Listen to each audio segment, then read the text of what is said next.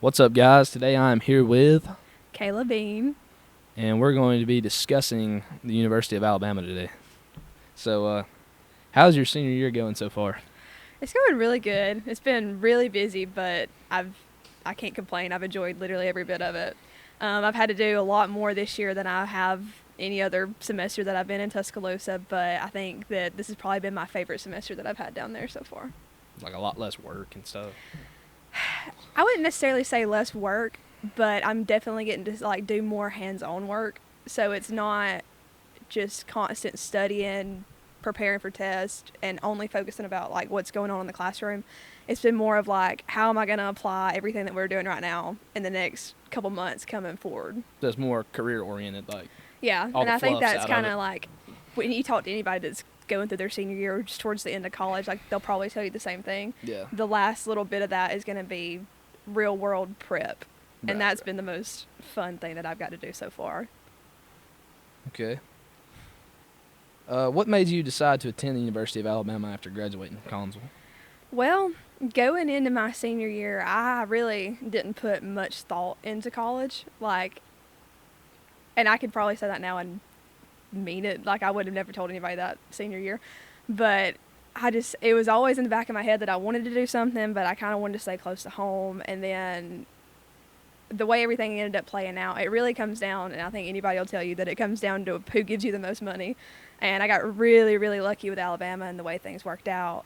And I've always known that's where I wanted to go, but I wanted to kind of have the best of both worlds where I could still be here and still have that big college experience. And I'm not going to lie, you played a big factor into that because I knew me graduating, you still had the whole rest of you being in high school left, Right. and I wanted to be around for that. So I knew I didn't want to go too far, but Tuscaloosa was definitely the farthest that I was willing to go. Yeah, that makes sense. How hard was the first year you moved down there, being away from home and stuff? I know you got some stuff to say about this. It wasn't great for me. It was great. And I mean, to be expected. I never saw myself, especially right out of high school, I did not see myself moving out. And the whole plan for me was the farthest that I ever thought I would go would have been Jacksonville. And then, so that was kind of the plan. And I honestly didn't even know if I was going to live in Jacksonville. I kind of just thought about driving back and forth.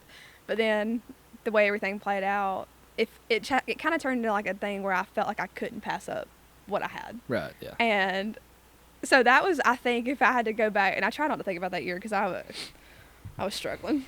But when I think about what got me through that rough transition period, it was that I can't pass this opportunity up, and I was like, if I can just get through this part right here, it's going to pay off eventually, trying to see the light at the end of the tunnel with everything. But no, that transition was rough for me. I'm not going to sugarcoat that at all. No, I can imagine. But,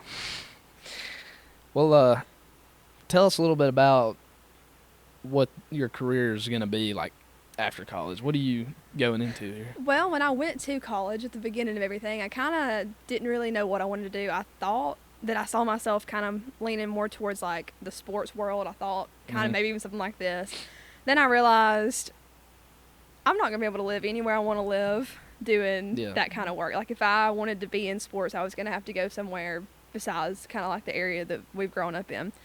And I started thinking about different career options and things that I enjoyed that were offered kind of locally, because that does play a factor into what you decide to do. You've got to decide, where am I going to be willing to live my life, And when I'm not really willing to sacrifice that. I want to be here.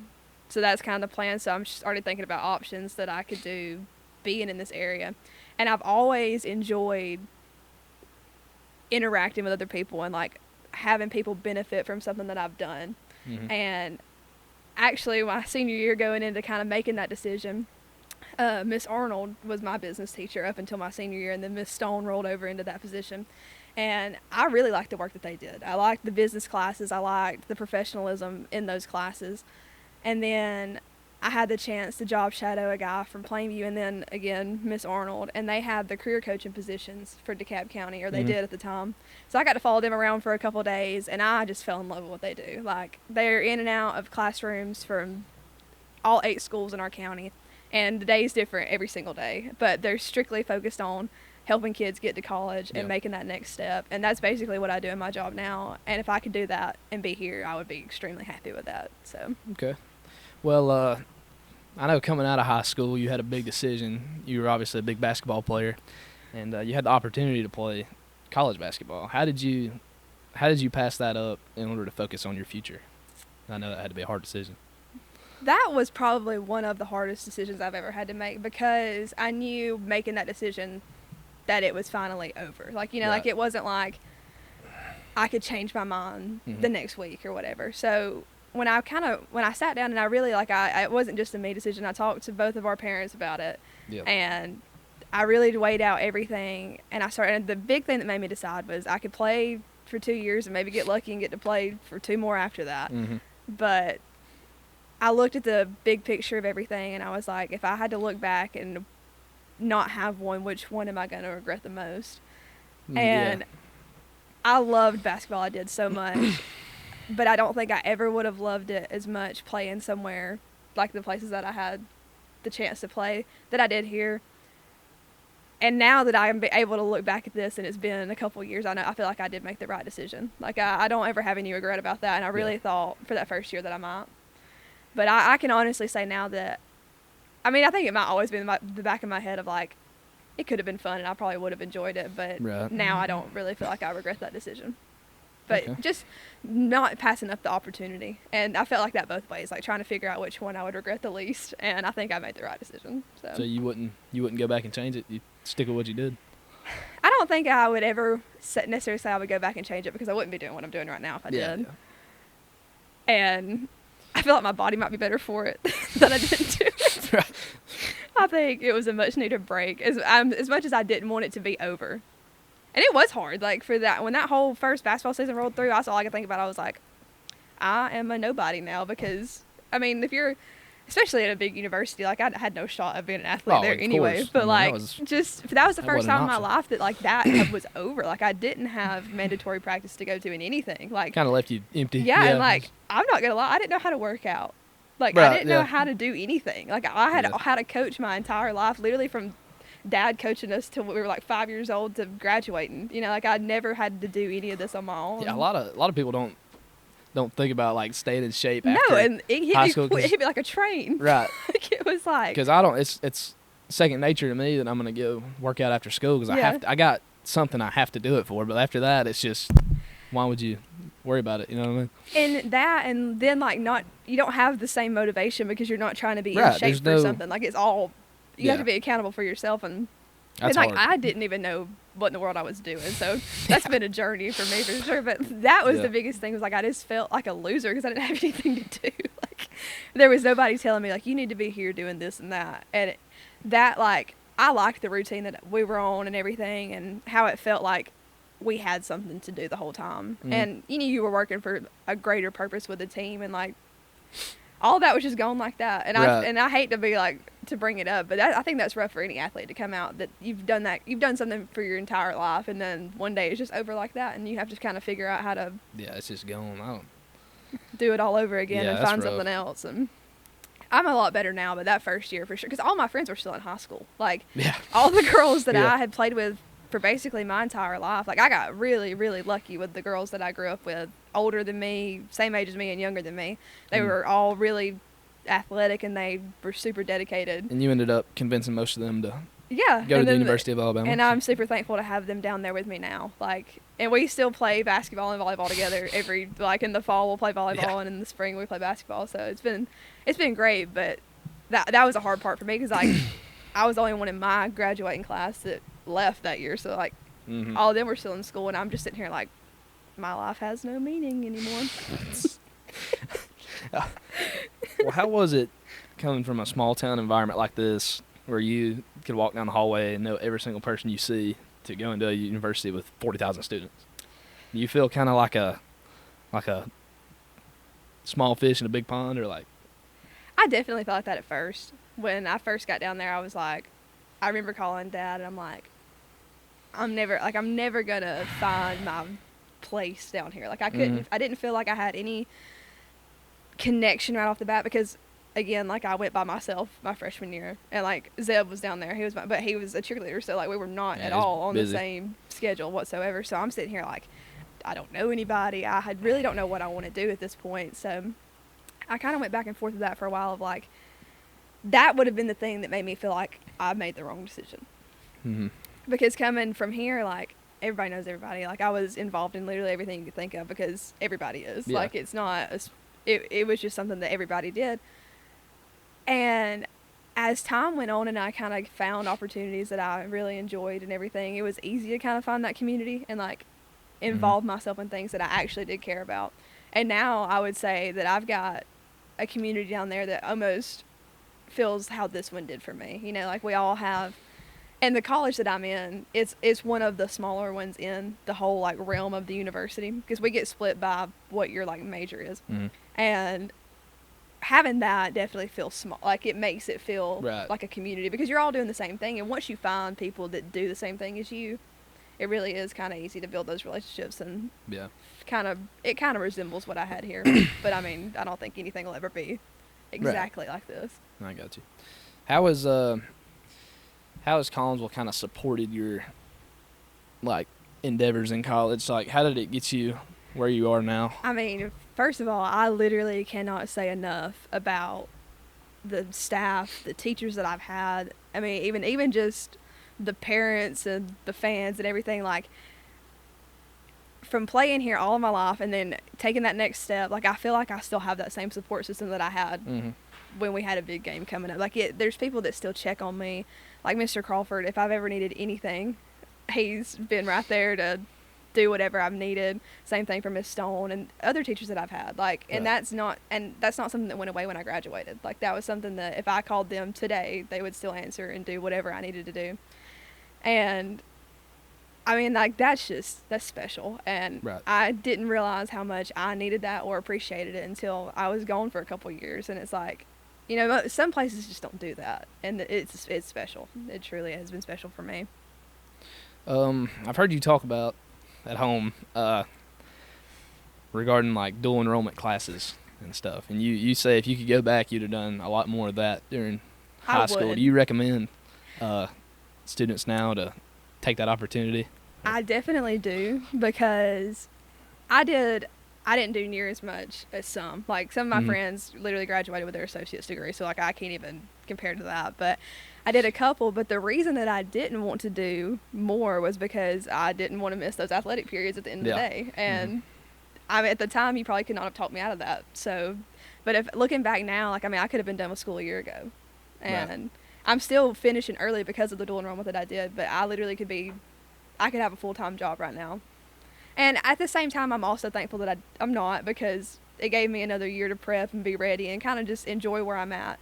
So I think you have to kind of look at it from a broad spectrum. Like, you can't just say that you want to fly through everything, because I do think it's important to be where your feet are and enjoy the opportunities that you're given. Like, enjoy college. It happens one time and everybody's going to tell you that. But also, how do you look at that and think about your future too? Like, where do you see yourself in the next 4 to 5 years? Like, what do you want to be doing? So if I could go back and change it, I probably would do a few more.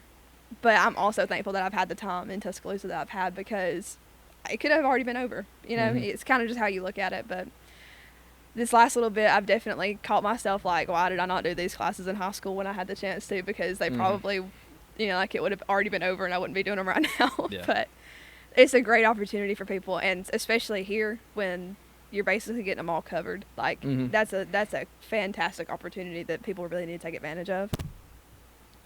Right. But let's see. Well, what kind of led to you getting into recruitment? Is it kind of just wanting to meet, you know, new people, or is it? Well, you know, what led to that? I honestly think it probably has a little bit to do with my, like, love for athletics too, because I really, like, when I got to Tuscaloosa, I got to see a lot of, like,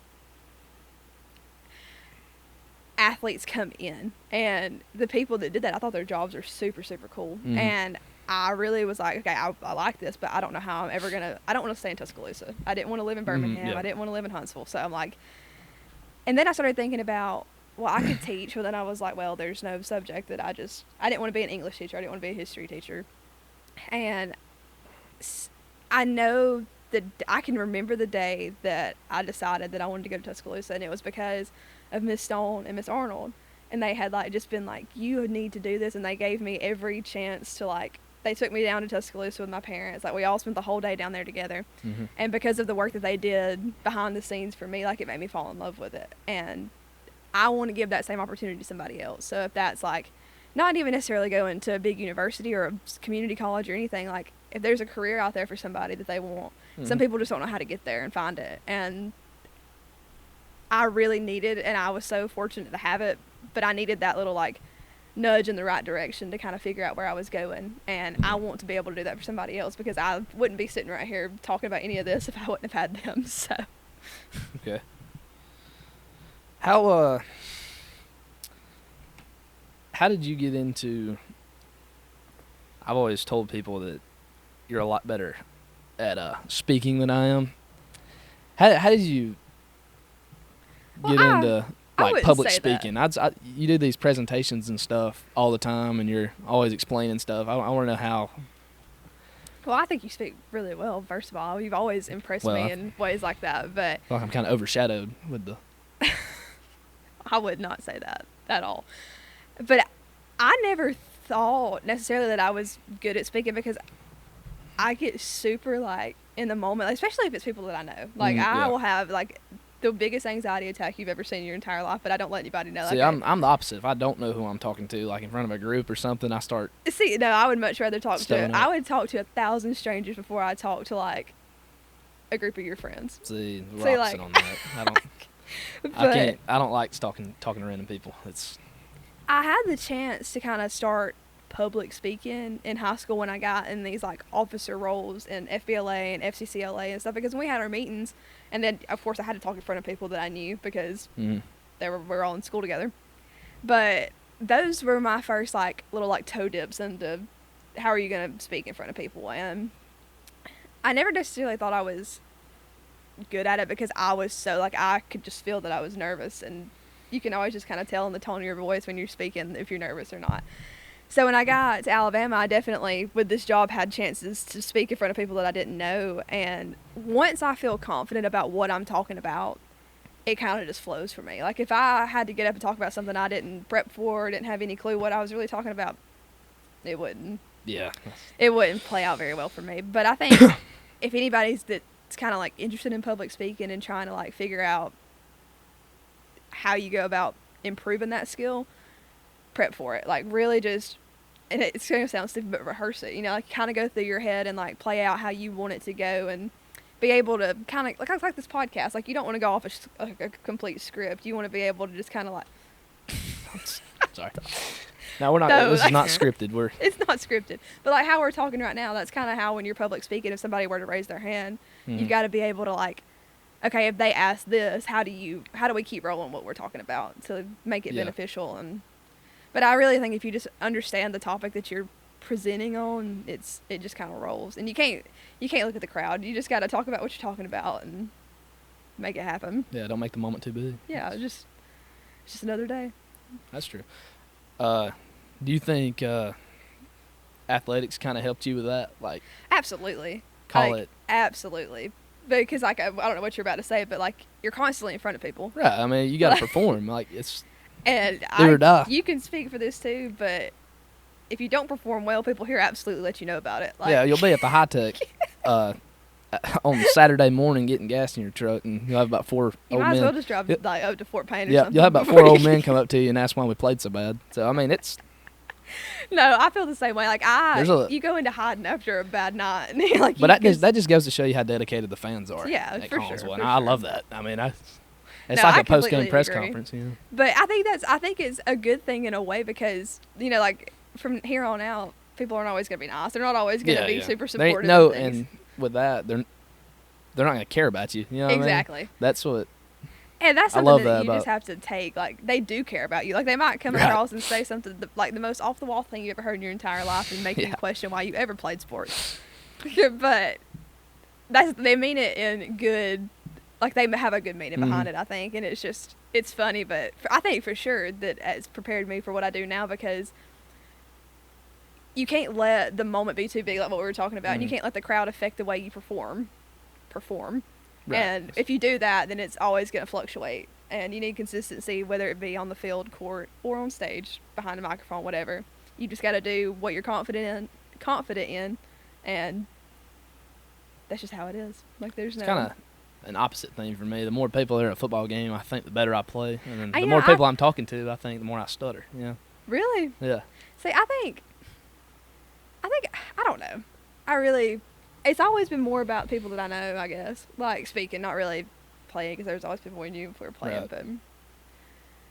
But how did our parents kind of help nudge you to do what you're doing now? How did they, I guess, endorse you?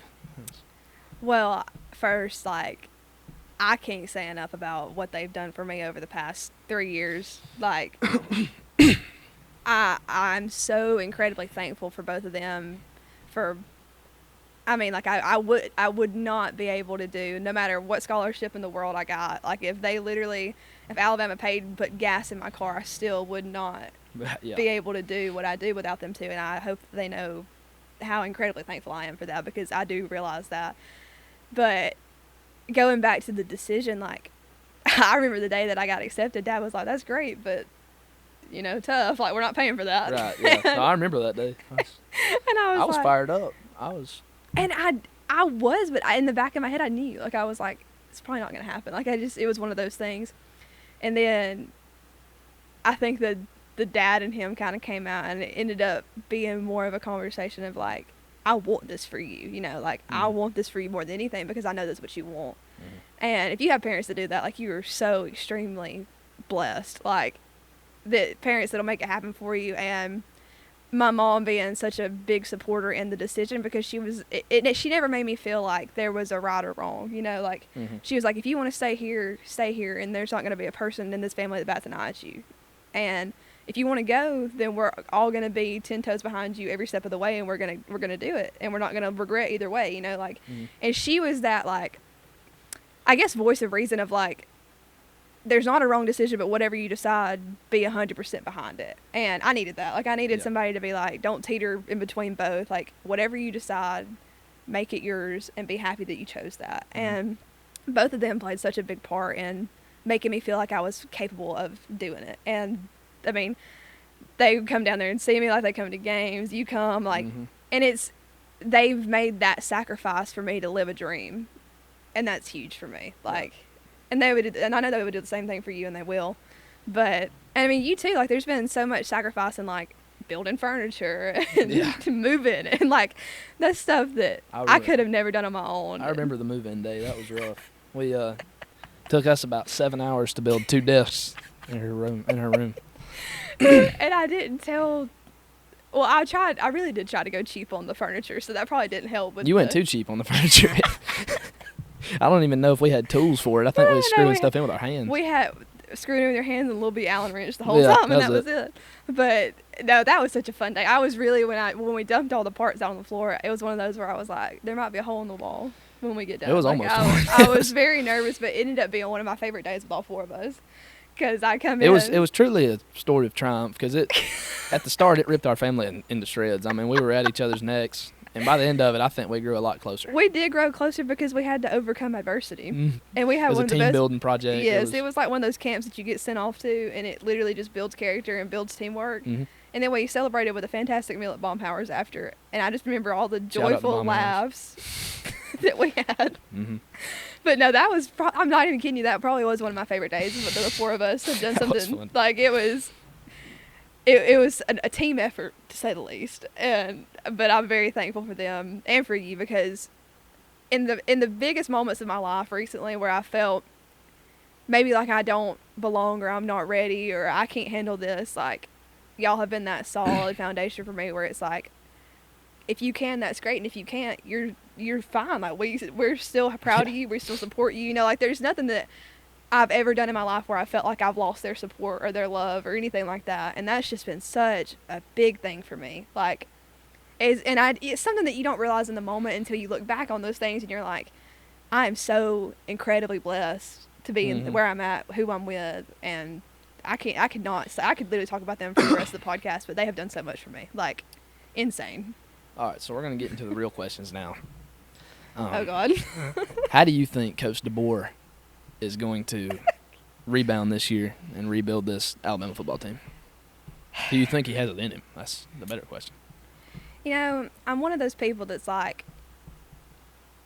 how do you know somebody's ready unless you give them the chance to? So, like, I feel like... Well, that's the thing. We've given him a chance, and he had one of the best rosters in college football. And that's where I'm about to, you know, this is my counter argument for my original point. I think I could coach at Alabama and be successful. At a certain degree, At a certain degree. I could win at play. least 4 games. Like, 100%, I'm completely confident that I could win 4 games at Alabama. Where my issue is, and I know you can agree with me here, we grew up with coaches that screamed at us very much, and that's something, again, that I'm thankful for to this day. I was never thankful for it in the moment, but I think when you're super passionate about something, however that comes out, if it's screaming, if it's throwing things, if it's causing a scene, it gets your players kind of like on the same mental level that you're on. And I don't think he does a good job at that. Like, and that's just, I don't know. I feel like he's too buddy-buddy with them. I mean, I don't know the guy, but, like, you know. And I'm not trying to sound like a 50-year-old man on this Talking Ball podcast, right? Yeah, but that's my thoughts on that. And I just think better teams come from coaches that are more enthusiastic and more passionate. And I play for some very passionate coaches. Shout out Coach Ray and Coach Willingham. They love ball, you know. They do love ball. But you love balls, that's what you want. You want somebody that loves ball. That's what I'm saying. And if we had somebody like one of them over Alabama football, I think we'd be in a lot better shape, honestly. I am completely confident that you send Ernie and Coach Ray up there. Ring. I mean, honestly. And I felt that the biggest thing I have to compare it to is Coach Tidmore, and I'm thankful for it now. In the moment, you could have never got me to say that. But, I mean, I realized that what he did was good, but I think that's just something that you have to take in stride. And, like, if I had to go back and do it over, I wouldn't want somebody that just sat down and didn't say anything. I want a coach that gives absolutely everything he has. Give everything you've got every time. And, I mean... Because that makes me fired up. I can't play for a coach that doesn't want to be there. And then it makes you play harder, too, because if you know they care so much, you can't be a letdown. Yeah, I mean... Like... What was your favorite football game that you've ever been to at Alabama? I mean, like, just most exhilarating, best win we've had. I got to go to the Iron Bowl this past year, and I've been to 2 of those in my entire life. So, like, this was, like, one that I was, like, older for and everything. But it was super cool. Like, I mean, that rivalry is just great. But you got to come for Georgia weekend. The Georgia weekend was awesome. insane. Like, that was one of the absolute, like, just the whole weekend environment itself, like that was one of the coolest weekends that I've ever spent down there in my entire life. But then the year before that, the LSU game at night, that was crazy. That we had a night game against LSU and we won, and that environment was just insane. We broke the decibel record. Yes. At Bryant-Denny that night. That was awesome. It was loud. That's how loud it was in there. But I feel like that's one of the main selling points for Alabama. I mean, it's obviously. Oh, for sure. Like, obviously, that's their biggest brand. Is football. That's our biggest, like. In our recruitment pitches and stuff that we do, like, every time we have new in-state or out-of-state students, we're like, our big selling pitch is our athletics. Like, right. Because they're like, well, I mean, like, and we're good at everything, too. Like, it's not just, like, you don't have to be just a football fan. Like, oh, yeah. I mean, we're ranked, number 3 in basketball right now? Number 2 right now. Number 2. And, yeah, so it's just been like that. Good softball team. We got everything. So there's something for everybody, and it's been some, like, every season is enjoyable in Tuscaloosa. Right. Like, there's just, if you're a sports fan, like, Tuscaloosa is a great place for you to be. All right, well, I really enjoyed this. It's been very swell. It has been swell. I got a question for you before we close. Okay. How has it been for you? Because, I mean, everybody knows we're super close. Mm-hmm. We've been close literally our whole lives and everything. The transition for me, being away from you, was kind of tough. How's it been with you? I mean, I do come home. I'm not going to act like I never come home. But there are weeks at a time that I'm gone. How is that for you to kind of be like the only child for a little while? Well, it started off weird because obviously I'd have new teachers and they'd, are you Kayla's brother? And I'm like, yeah. Well, eventually they stop asking that. I feel like I've kind of became my own person. That's awesome. 'Cause when you were still here, I was just kind of Kayla's little brother, I like the fact that I'm now my own person. People, I still talk to people, and they call you KB, but we have the same initials. So I'll answer to that, and they'll be like, I'm not talking to you. So that you kind of laid the foundation, I guess. Well, every time that I've been around now, especially to games and stuff, I'm just Kyler's sister, if that makes you feel any better. So, I mean, it comes in waves. Good, it comes in waves. How, this is my last question. This is more of a personal one between me and you. How those rides home with Ryan in the car, like after a loss or something, and he would recite a Nick Saban speech. How did that build you as a person? Because I'd accredit that to a lot of the stuff I do. Again, like in the moment, you would have never got me to say that I like those. Right, but I haven't had one. Oh, I'm a liar. He incorporates those now into everyday life that I would have never imagined. Sometimes I still get on my nerves, but in high school for sure, those rides home with Dad. Even if you played good, like even if you got in the car knowing that this is probably the best game that I could have ever played my entire life, and there might not ever be a day that tops this one in my performance. He was a very supportive, and I mean he still is, like completely. He was so supportive of everything, but he never let me or you both ever feel satisfied in anything. Like, and I'm so thankful for that, because I don't really want either one of them to be like, oh, you're just the best, you couldn't be better. Oh, yeah. Like, you know, it always gives us something to kind of work for still, like every day. But even in our best, sometimes it didn't feel like it was good enough, but he did it strictly out of love. But he never made you feel like he wasn't proud of you either. But the rides home, for sure, there was this one story I have to tell. Oh, was it the backwards K? Yeah. All right, yeah, that's a good one. We played this tournament. I think it was in, God, I cannot remember for the life of me where it was at. I think it was Oxford, actually. Anyway, I probably played the worst weekend of softball in my entire life. Like, I don't think I got on base the entire weekend. We've all been there. But. It was a rough weekend for everybody. And I played pretty good in the field. I pitched a couple times, and like it kind of weighed itself out. Like, I mean, like we played good in the field, but we didn't contribute on offense in the slightest, and we couldn't do that. We've been there. So I get in the car, and I knew he was mad because you were playing. So Mom was with you that weekend, and then I had Dad, and he helped coach a little bit and everything. And I got in the car, and I was so hungry. Like, we had been there all day, and I was so hungry, and it was one of those rides, and we got beat by somebody we shouldn't have got beat by, and I didn't help at all, obviously. And I was trying to figure out the best way to go about asking him if we could get food, because I was literally about to throw up because I was so hungry. And I'm sitting there like it was dead silent, and he just kind of like, and you know what I'm talking about, he takes a big deep breath and just, and I'm like, oh God. That right there. Yeah. And I was like, well, I said, that sucked. And he goes, I should have just spelled your name with a backwards K. I was looking out the window, and I'm like, this is the funniest thing this man has ever said to me, and I can't even laugh right now. Yeah, you can't laugh. I was like, I can't even blow up, you start laughing. I was like, I cannot even laugh at him right now, because he was being dead serious. Like, he was not trying to make me laugh. Like, I struck out looking the last 4 times, looking. I didn't even swing. It was bad. Like, I don't even think James spoke to me after that. You're lucky he didn't take you to Crystal's. I'm lucky he drove me home. Like, I shouldn't even think about supper. I'm lucky I got the pleasure of sitting in the car. And so we didn't eat, if anybody was wondering. We did not get a meal that night. I got home, and I remember crying in the shower, because it was just like, not even because I was mad at him. I was so tough on myself. Like, but I had played awful. And then I ended up having one of the better years after that, hitting that I'd had my entire life. So that kind of built you. Sometimes you got to hit rock bottom. You know. I was about to say. Sometimes you got to change the spelling of your name. You can only go up from there. You can only go up from there. Well, I guess this is going to conclude the podcast. I think that was Thank a good y'all one for to watching. Peace out. Yeah, thank y'all. I've enjoyed this. Adios.